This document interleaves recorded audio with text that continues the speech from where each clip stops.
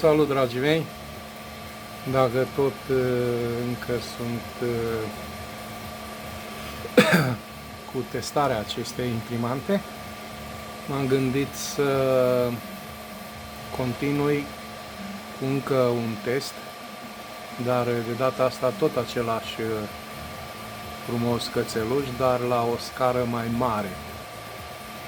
Așa, să vedem cum va ieși. Deci deja are 27 de minute și mai are până va finaliza 49. Deci să vedem cum va ieși. Eu vreau să spun că până în prezent sunt foarte mulțumit.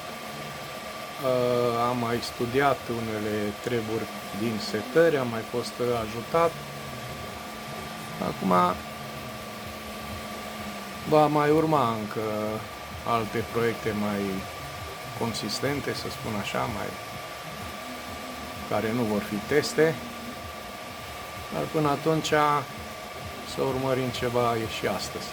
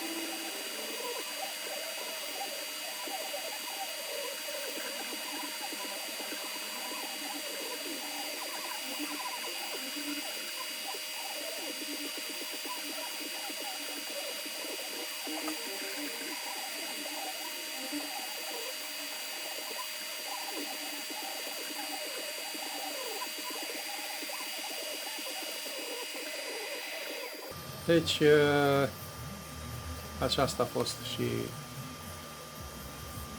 printarea acestui frumos cățeluș, care efectiv, cum se vede, fiind el micuț, a durat o oră și 23 de minute.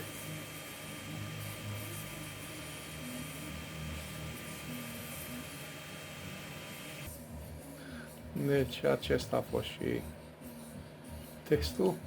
Se vede că e mai mare ca primul. A ieșit extraordinar de bine, finuț. Da. Deci pot să încep unele proiecte mai consistente, de care am nevoie. Bun. Până la un nou clip, vă doresc multă sănătate.